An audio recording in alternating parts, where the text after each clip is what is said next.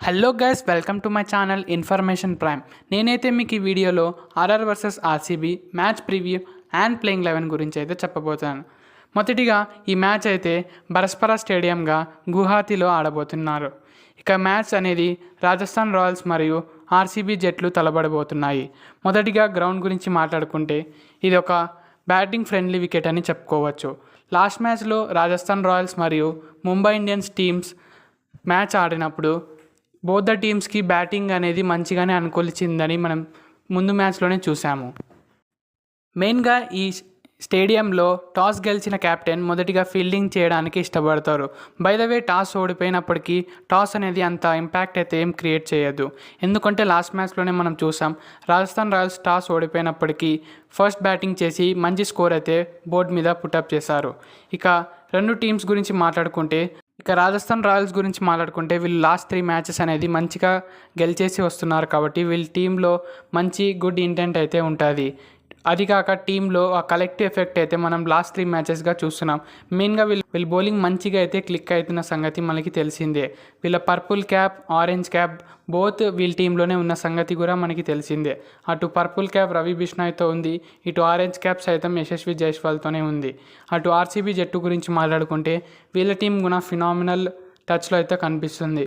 మెయిన్గా లాస్ట్ మ్యాచ్లో సాల్ట్ అయితే మంచి టచ్లో అయితే కనిపించాడు. ఇక విరాట్ కోహ్లీ కూడా ఈ మధ్య పవర్ ప్లేలోనే హిట్టింగ్ చేయడం అయితే స్టార్ట్ చేశాడు. ఇక దేవదత్ పడికల్ గురించి మాట్లాడుకున్నా, ఇతను కూడా లాస్ట్ 2 మ్యాచెస్గా బ్యాక్ టు బ్యాక్ 50 అయితే కొట్టేసి వస్తున్నాడు. ఇక వీళ్ళ క్యాప్టెన్స్ అయితే మంచి టచ్లో అయితే కనిపిస్తున్నారు.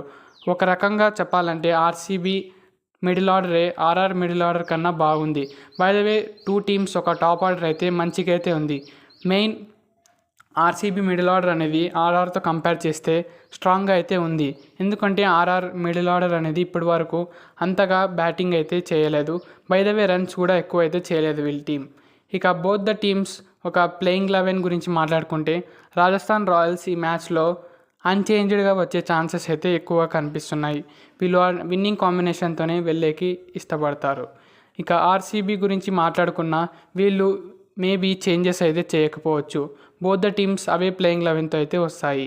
ఆర్సీబీ సైతం ఇదే ప్లేయింగ్ 11తో వచ్చే ఛాన్సెస్ ఎక్కువగా కనిపిస్తున్నాయి.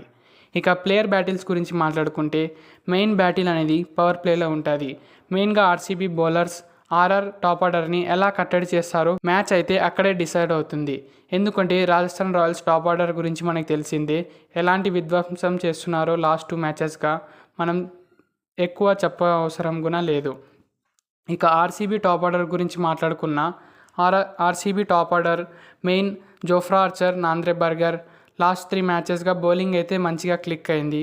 వీళ్ళ బోత్ ద ఫారెన్ సీమర్స్ అయితే ఒక లెఫ్ట్ హ్యాండర్, ఒక రైట్ హ్యాండర్, కాబట్టి ఇద్దరు మంచిగా బాల్ని అయితే స్వింగ్ చేస్తున్నారు, వికెట్స్ కూడా తీస్తున్నారు. వీళ్ళిద్దరి బౌలింగ్కి ఆర్సీబీ బ్యాటర్స్ ఎలా రెస్పాండ్ అవుతారనేది కీలకం అని చెప్పుకోవచ్చు. By the way, RR middle ఆర్డర్లో అంతగా బ్యాటింగ్ డిస్ప్లే ఇప్పటి వరకు మనం చూడలేదు. కాబట్టి ఆర్సీబీ బౌలర్స్ ఆర్ఆర్ టాప్ ఆర్డర్ని ఎంత త్వరగా అవుట్ చేసి ఆర్ఆర్ మిడిల్ ఆర్డర్ని ఎంత త్వరగా కట్టడి చేయగలిగితే ఆర్సీబీ మ్యాచ్ గెలిచే ఛాన్సెస్ అయితే ఎక్కువగా ఉంటాయి. ఇక నెక్స్ట్ బ్యాటిల్ గురించి మాట్లాడుకుంటే, Virat Kohli versus Jofra Archer అని చెప్పుకోవచ్చు. ఇది కూడా ఒక ఎక్సైటింగ్ బ్యాటిల్ అని చెప్పచ్చు. మెయిన్గా జోఫ్రా ఆర్చర్ అనేది లాస్ట్ కొన్ని మ్యాచెస్గా మంచి బౌలింగ్ అయితే వేస్తున్నాడు. అటు విరాట్ కోహ్లీ సైతం మంచి టచ్లో అయితే కనిపిస్తున్నాడు. వీళ్ళిద్దరూ మ్యాచప్ అనేది ఎలా ఉంటుందో మెయిన్గా చూడాలి. ఇక నెక్స్ట్ మిడిల్ ఓవర్స్లో పటిదార్ వర్సెస్ జడేజా, ఇది కూడా ఒక మౌత్ వాటరింగ్ కాంటెస్ట్ అని చెప్పుకోవచ్చు.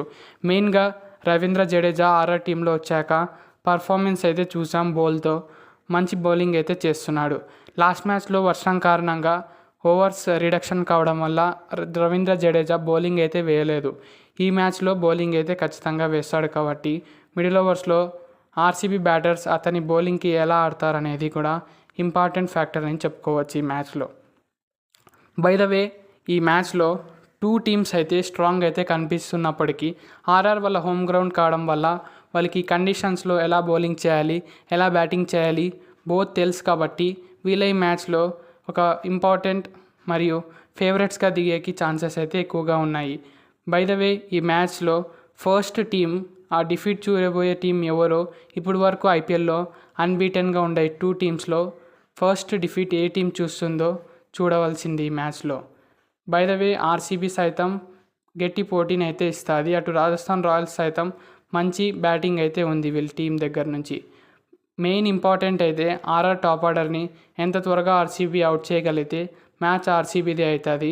ఇక ఆర్ఆర్ గెలవాలన్నా ఆర్సీబీ టాప్ ఆర్డర్ని త్వరగా అవుట్ చేసి మిడిల్ ఆర్డర్ని కట్టడి చేయగలిగితే ఆర్ఆర్ బౌలింగ్ మనకు తెలిసిందే మంచిగా క్లిక్ అవుతుంది కాబట్టి వీళ్ళు కూడా మ్యాచ్ గెలిచే ఛాన్సెస్ అయితే ఎక్కువగా ఉంటాయి.